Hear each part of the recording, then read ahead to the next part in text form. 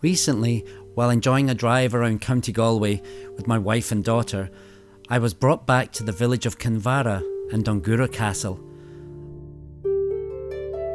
I loved showing my daughter Sophia the castle I'd performed in back in 1996. Crazy to think that that's now 27 years ago.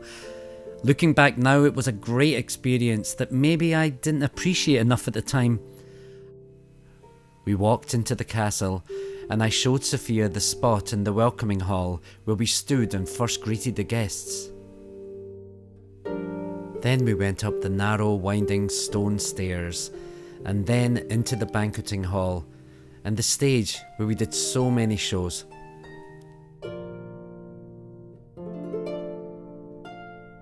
We went up each floor as I told Sophia of my memories and experience of performing in the castle for people from all over the world. We eventually got up to the living quarters on the top floor, preserved as it was when the castle was owned by its last private owner, Lady Aiveen. Then we stepped out onto the top of the castle to see the amazing views.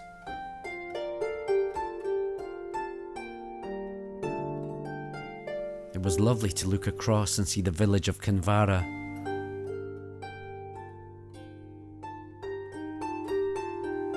And across to Galway Bay. I then happened to find my old videotape recording that my aunt had filmed back in October 1996 of a banquet she attended with my other aunts and uncles. I transferred the grainy old recording and thought I'd share a few of the songs, stories and the quirky scenes that made up that very unique Dunguaire Castle banquet show, as it was casually filmed that night back in 1996. Some lovely memories here. Performing that night with Veronica, Jane Hockedy, and on harp, the lovely Lady Aiveen, sadly now passed away.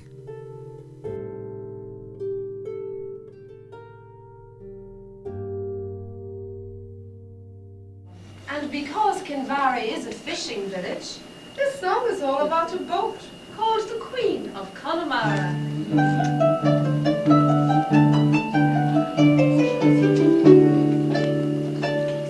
My boat can safely float in the teeth of wind and weather, and I've raced the fastest hooker between Galway and Kinsale. When the black floor of the ocean and the white foam rush together, high she rides in her pride like a seagull through the gale.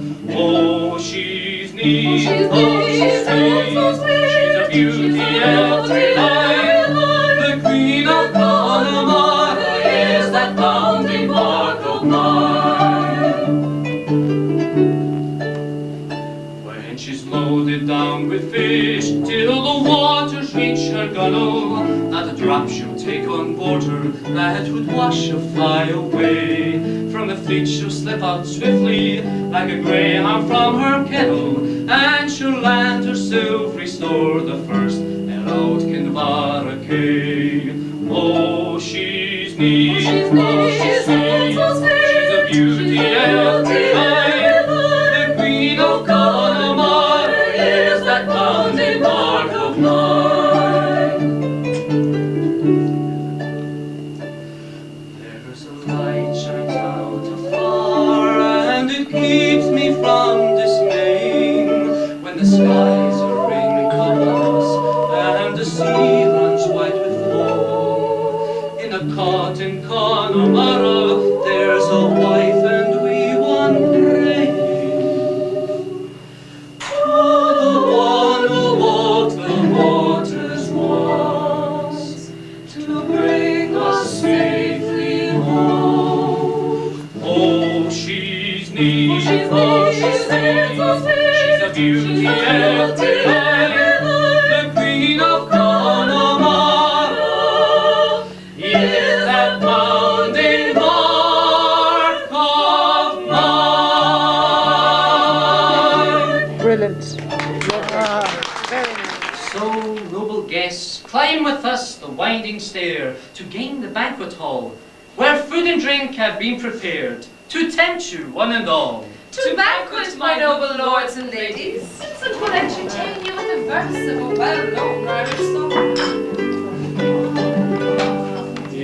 you ever go across the sea to Argos, then maybe at the closing of your day, you will sit and watch the moon rise over Claddagh.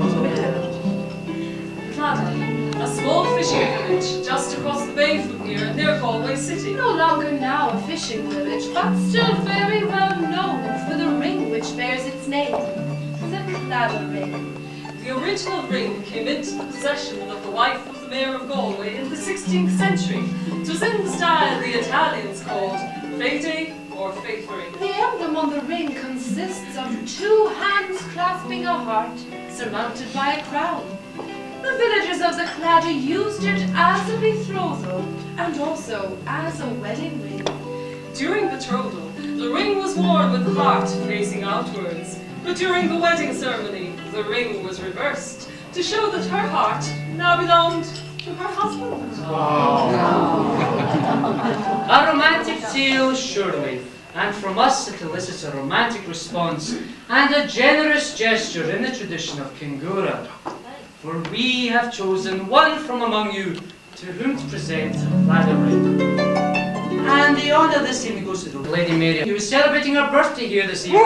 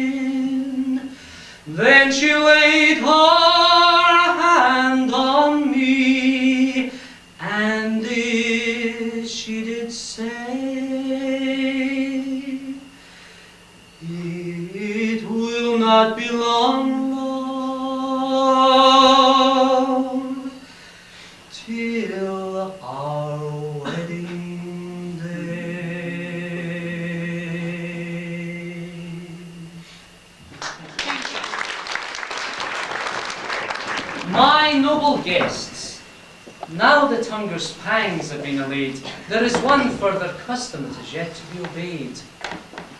The wise men taught in olden times that there were candles three which lighted darkness, those of Truth. wisdom. And poetry. The third of these we wish to kindle now for your delight, and ask our present chieftain here to set its flame alight.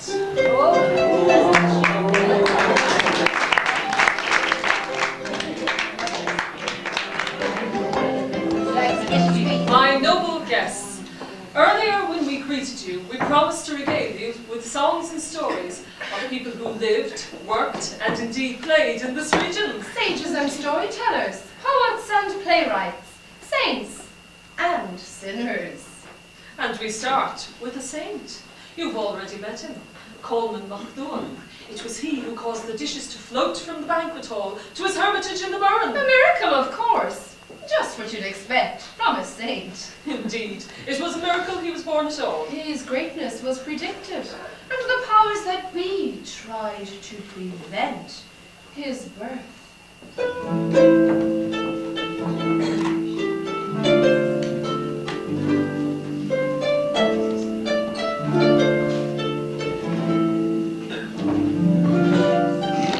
There once lived a hermit in rocky Slieve Carron. A cave was his dwelling, a stone slab his bed. He drank the well waters without any whiskey, and berries and cresses he ate without bread. I cast ne'er a glance at a beautiful Colleen, 'twas surely my diet that left me so quaint. For instead 'twas a cat that received the affections Of Coleman Macdhuan, our own Burren saint. Before I was born, all the prophets were saying that none would exceed me for greatness and fame. So the king had my mother thrown into a river. He wanted no rival eclipsing his name. My hands they were bound and my feet fettered likewise. A stone round my neck was the final restraint. But women are curious creatures, and somehow she gave birth to Coleman, our own Burren saint. Beneath the tall ash tree I placed the new infant, and Coleman the gentle I chose for his name. But none could she find in that place to baptize me, till two priests arrived there, one blind and one lame. To baptize a child we were willing, but we had no water, that was our complaint. Which seems very odd by the banks of a river, but that is the tale of our own Burren saint. God shall touch the ground, and the spring of your water burst up from the rock most miraculously. And the priest who was lame baked his limbs and could walk, while the priest who was blind baked his eyes and could see. So after all that, I suppose 'tis no wonder that Coleman drank water and never felt faint. But whiskey and women are more to my fashion, says Coleman Macdhuan, our own Burren saint.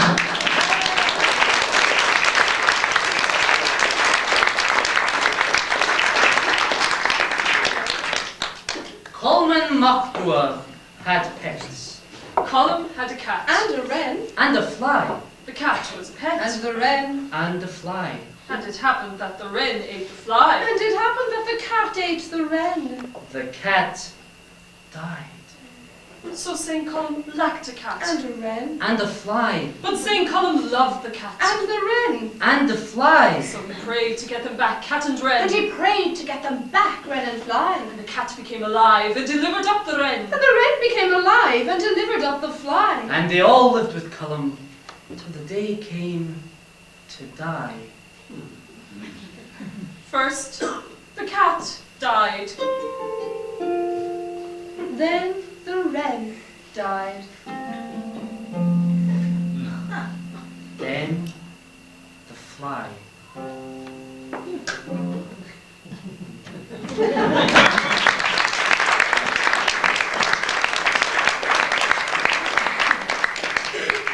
Well, so much for saints, which is just as well. Yes, indeed. In Coleman's day, saints were thick on the ground. found in Ireland? So thick, in fact, we were known as the island of saints and scholars. But that was a long time ago. And 'tis a long time since we had a king in this country. Or a queen, for that matter. Oh, as recently as the 16th century, Grace O'Malley, otherwise known as Gráinne Mhaol, called herself Queen of Connacht.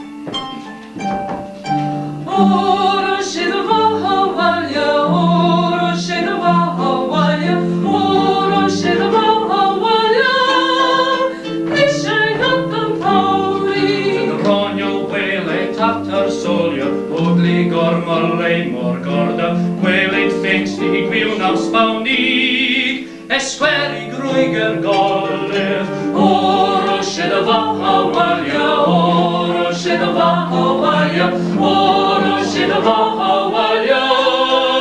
Nisher yatam tauri, Queen Rina havaggo vecchia, on min bio in iok shopten, Gráinne Mhaol agus milla goskiog, ek pohet foner golif, oro shedava hawalia, oro shedava hawalia, oro shedava hawalia, nisher yatam tauri.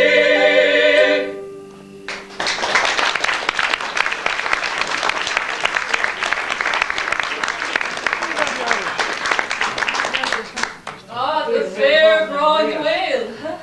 You mean Grace O'Malley, who ruled Clare Island when Good Queen Bess ruled England? I do. As long ago as the 16th century, she showed the men of Ireland that a woman could rule as well as any of them. They may have called her the Queen of Clare Island, but Grace O'Malley was no better than a pirate. Didn't she rob every ship that came into Galway Bay? Francis Drake and Walter Raleigh did the very They same. did. With the rich galleons off the coast of Spain, and did the English Queen knight them for it. Oh, but of course Gráinne Mhaol was only a woman. And she robbed from the English instead of for them. Anyway, Queen Elizabeth these islands was enough. All the same, she received Gráinne Mhaol at Greenwich Palace. And gave her the freedom of the Irish seas, so long as she undertook to fight Her Majesty's enemies. And if she hadn't been given it, she would have taken it. By force!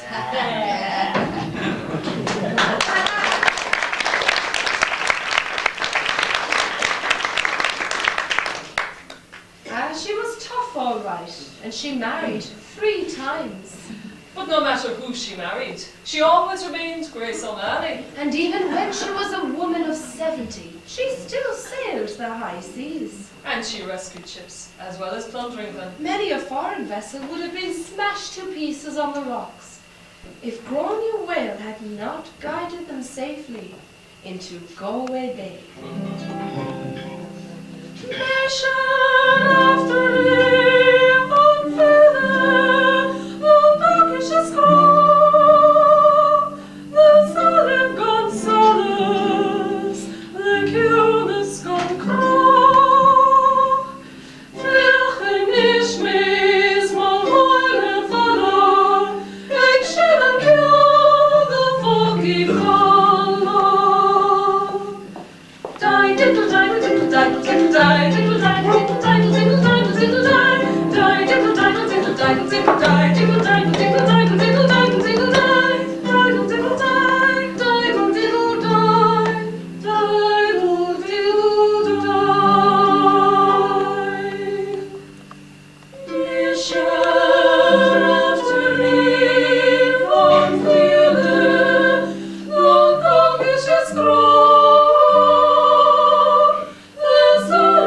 He was blinded by smallpox at the age of 9. He was taught the fiddle. For what else could you teach a blind boy in the 18th century? He took to the roads and earned a precarious living, wandering the rectangular strip of East Galway, bounded by Athenry, Lochray, Gort, and Kinvara. I am Raftery the poet, full of hope and love, my eyes without sight, my mind without torment. Going west on my journey by the light of my heart, tired and weary to the end of the road. Look at me now, my back to the wall, playing music to empty pockets. He was poor until he died, shortly after midnight of Christmas Eve, 1835. They say that just before he died, he composed his greatest poem. But no one could be found who was able to write it down. He didn't bother sending for his wife, but forgave a man who once smashed his fiddle in a brawl. He was buried in Killeen graveyard near Crockwell, just before dawn. There was a high wind blowing, but the flames of the candles did not waver until the grave was filled in. Then they were extinguished by a sudden gust. In the darkness of 19th century Connacht, he himself was the third candle of the Irish sages, the candle of poetry. He spent a great deal of his time in shebeens. Not, as I said in one of my songs, for love of whiskey, but for love of those who drink it. And if he was always poor in material wealth, he was rich in poetry. Hundreds of songs he must have written. And he was rich in love. He was small in stature, pockmarked, and blind. But he was famed for his many love affairs. And he sang of the beauty of many a girl in East Connacht. Going to mass by the heavenly mercy, I met a lady beside Kiltartan, Stahid Meloira Kingrol Lemony. Her conversation was smooth and easy, and graciously she answered me. Dear, 'tis yourself that's welcome, for dinner, good Lord, dear, in bucket lady. A real pentadis, a real mandohim, a holding numerous of wit and kill, que no shall lapse of we call and darling, scapaya me, dollars coming or see. I'll not grudge you music, nor feasting at evening, nor punch, nor wine if you'll have it be. And King of glory, die off the roadway, till I find my posy at Hockedy. Down by the sunny gardens, my love and I did meet. She passed the sunny gardens with little snow-white feet. She bid me take it easy, as the leaves grow off a tree. But I, being young and foolish, with her did not agree.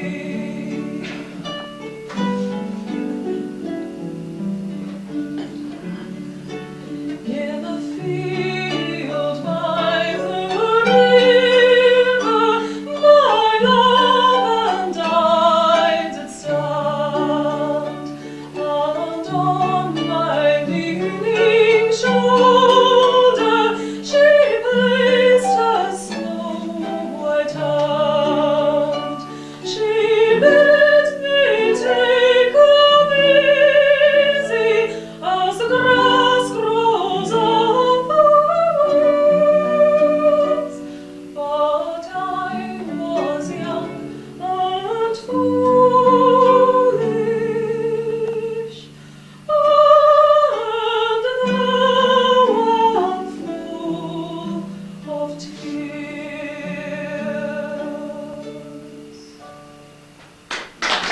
And outdoors, thick walls and steel-shuttered windows will pass or drown later on, the nibbling day mistake. And fleet as deer the Normans ran through Curlers Pass and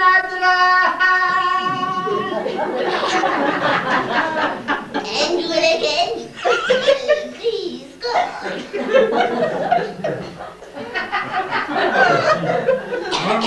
quiet voice in the corner.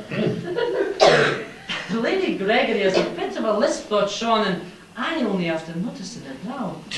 Look at her there, and all her elegance, well it is, among the chattering crowd of common people. So, why shouldn't I be steadying my mind and come into a big house among rare silver and the best of china, sleeping in a bounteous bed and handling divers tools that food never seen before?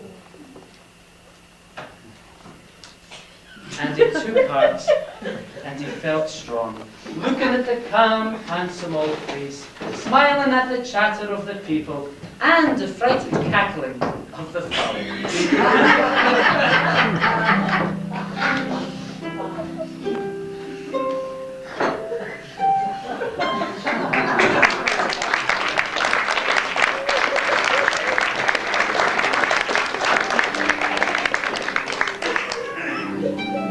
Far away I am today from scenes I owned a boy, and long ago the hour I know I first saw Illinois.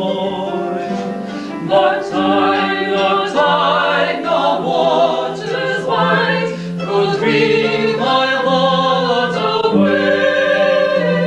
Forever true it lies to you, my dear old Galway Bay. Francis Fahey, who wrote Dear Old Galway Bay, and indeed many other songs, was born here in the village of Kinvara in 1854.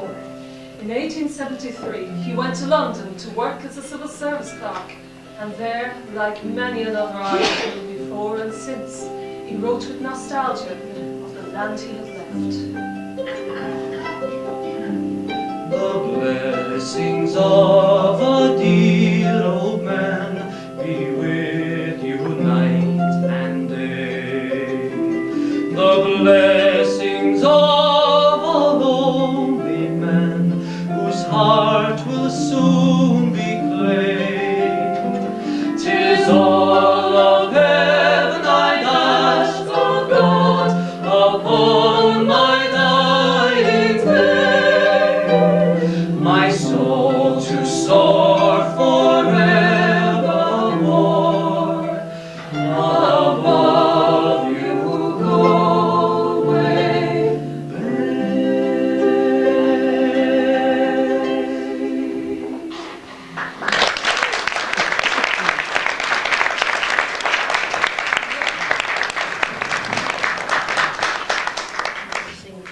Galway was the birthplace of Nora Barnacle, loyal wife of James Joyce, who shared his nomadic life in Paris, Trieste, Rome, and then in Zurich, where Joyce died in 1941. Daughter of a baker and one of a large family, Nora went to work at the age of 13 to the Presentation Convent in Galway, before running away to Dublin, where she got a job as a chambermaid in a hotel. And there in 1904, she met Joyce and went out with him on the 16th of June, a date immortalized by him in his book Ulysses as Bloomsday. Joyce himself was a fine singer and had a great fondness for the Dublin street ballads of the day.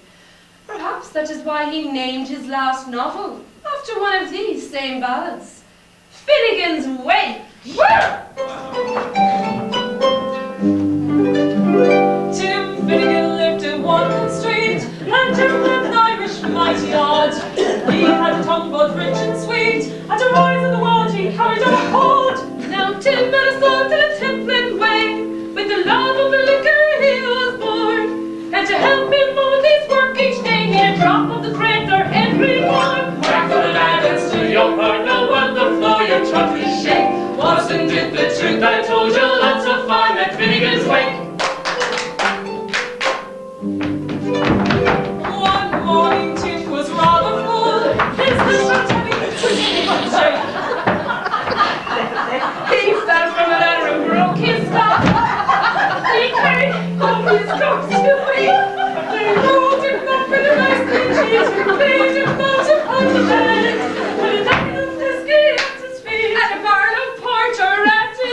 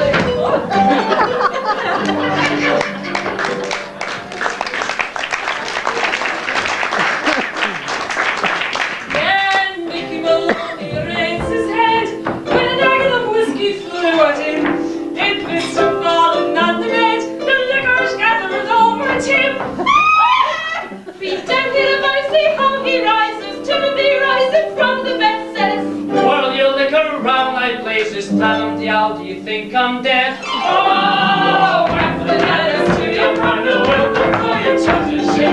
What's the tip, the truth, I told you, lots of fun at Finnegan's Wake. After the night, Heedless of the world and the world of him. But he caught my interest at once. I needed a donkey. Wouldn't he carry me in my bag, and who knows, I might get him cheap enough. The owner was outside a public house singing for pennies. Oh, Daddy boy, the pipes are calling. Oh, thank you, sir. God bless you, sir. From glen to glen. And the donkey, is it, sir? Of course I'd sell him. Why wouldn't I sell him if I got his price? Though, of course, I'd never part with him, only for the hard times at the end. Give him a fistful of oats once a month, and there's not a racehorse in the country fit to keep up with him. And do you know, he's that intelligent. If you gave him a scrap of oats in the morning, he'd put some of it aside, for fear it might be scarce the morning after. You smile, sir, but it isn't a word of a lie. Isn't it often enough I'd be so short myself, I'd have to steal a little of his. Only for that donkey, he'd often go hungry. Isn't that right, Si? True, very well, Walter. Do you remember the day when he went swimming into the river and brought poor little Mickey to land when he was getting carried away with the current? Of course I remember it. Why wouldn't I remember it? And the day I was offered the £5 for him. What? £5? Surely to God you remember that. Oh, yeah! £5 into the heel of the fist. I had the money there in me hand. The bargain paid. But when ye saw the poor donkey in tears, because we were parting with him, sure all he could do was renege on the bargain. Speak easy, I tell you. He understands every word we say. Look how he cocks his lug. Did you say £1, sir? But what's a what? Is it £1 you'd offer for a fine young donkey, fit to go 20 miles a day at his age? The most meddlesome Intelligent. and far-sighted donkey ever walked the road since the first donkey came to Ireland. Oh, you'll have to do better than that, sir. You'll have to give me £2 at the very least.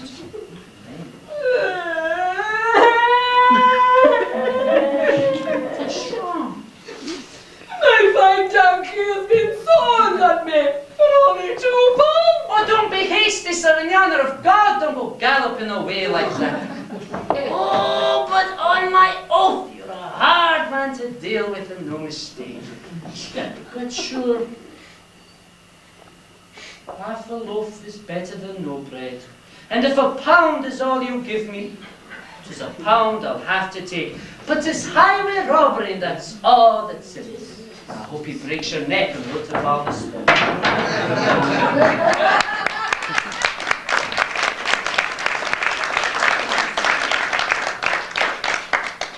All right, so, sir. £1 it is. But, could you throw in 6p for each of the children? Yeah? God bless you, sir. You're a lovely man. God bless you. So the bargain was settled, and I gave the £1 and the 6p to each of the children around me, as she asked. But then the wife began calling. There wasn't a beggar at the fair who didn't bring his children, all demanding and clamouring. The uproar they made and the hullabaloo. Wasn't I the sorry man? I didn't give the £2 straight off, instead of agreeing to their foxy bargain. Now Brian O'Lynn wouldn't have made that mistake. Now Brian O'Lynn was a gentleman born. His hair was long and his beard was unshorn. His teeth were all out and his eyes were foreign. I'm a wonderful beauty, says Brian O'Lynn. Now Brian O'Lynn on his chest had no coat, so he borrowed a skin from a neighbouring goat. He buckled the horns right under his chin. Ah, they'll do me for pistols, says Brian Nolan. Now Brian Nolan went to court in one night. He said both the mother and daughter to fight. Stop, stop, he exclaimed, if you have but the tin. What? Sure, I'll marry you both, says Brian Nolan.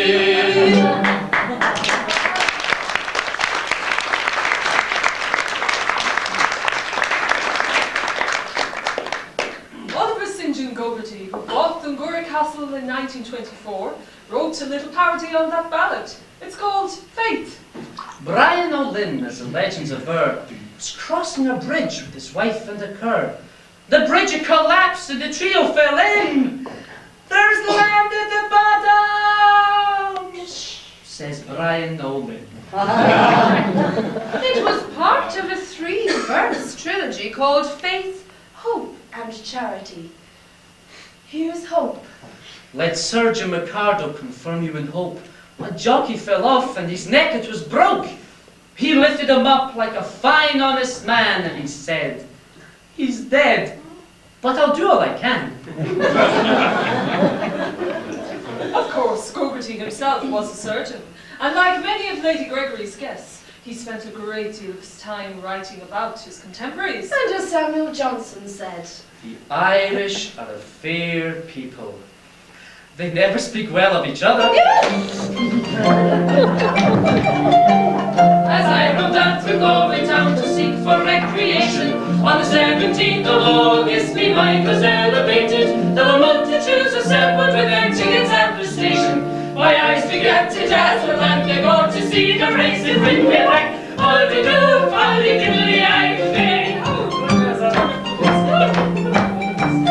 There were passengers from Limerick, there were people from Kinvara, there were gentry from Hockedy and from there and Tipperary. There were multitudes of foreign and still lads from Connemara, and sportsmen down from Dublin for to join the Galway blazes with me whack. All they do, all they diddly I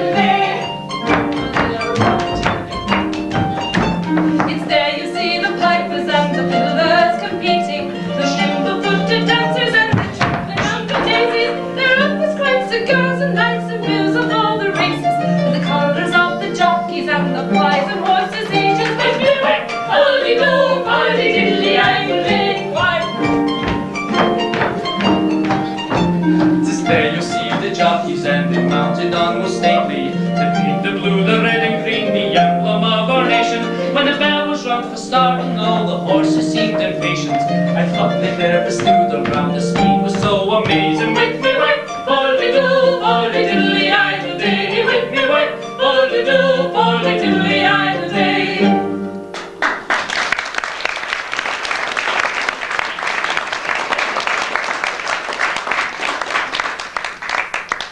the man who wrote for the type of people described in that old ballad was Abbey theatre playwright John Millington Synge, author of The Playboy of the Western World. From descriptions of him by members of the Abbey Theatre Company, Synge sounds a kindly and patient man. But even he was not always patient. There were riots at the first production of The Playboy of the Western World in 1907, many considering it an unflattering portrayal of the Irish people. And many women were outraged at public reference to so private a garment as a shift. To one such a sister of an old enemy of his, Synge dedicated the following poem. Lord, confound the surly sister, blight her brow with blotch and blister, cramp her larynx, lung and liver, in her guts a galling giver. Let her live to earn her dinners in Mountjoy jail among seedy sinners.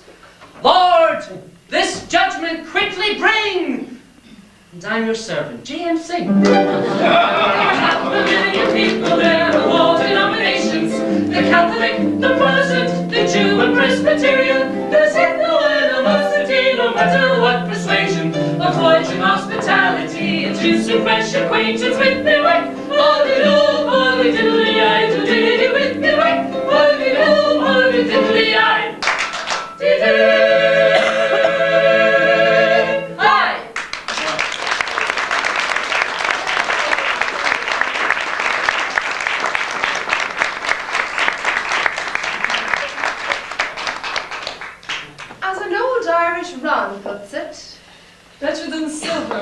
than gold. A man to be young and his mind to be old. But better and better still, I find a man to be old with a youthful mind. Or as another Ran puts it, Do as great King Gurra did, that king so noble-hearted. Fame lasts longer than the world, so take your wealth and part it.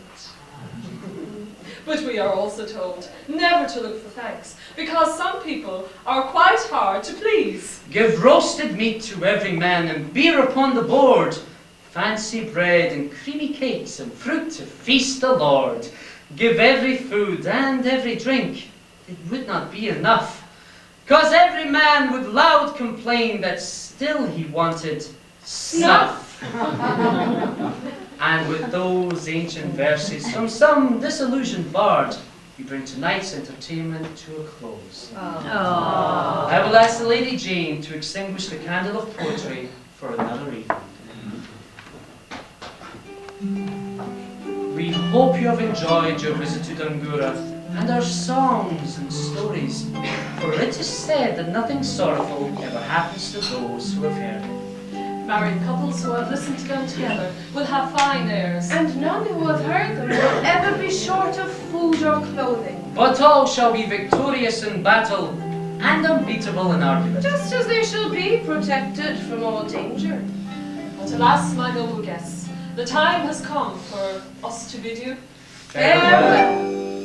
farewell to Kilmara, farewell to Dunguaire. We hope you'll come back to our island so quaint. We wish you good fortune, we give you the blessing of Coleman Machdua, our over and say. So give me a hand in a gesture of peace, restored and the love and our troubles will cease. Just give me your hand, restored and the love. Just give me your hand, for the world it is all.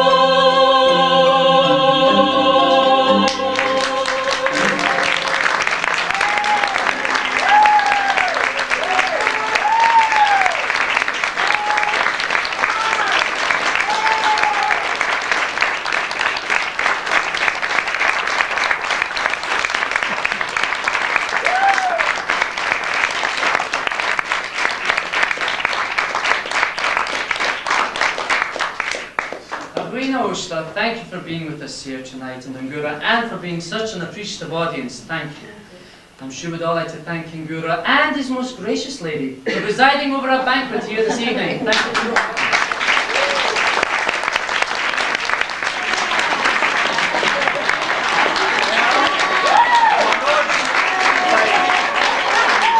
On your behalf, may I thank the staff.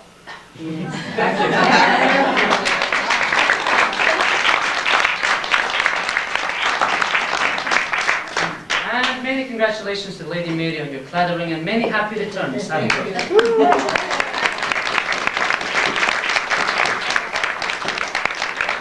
Now, we would like to invite you downstairs for your final beverage this evening, which is Guinness, whiskey. coffee. So, good night, God bless, Slán Warrior.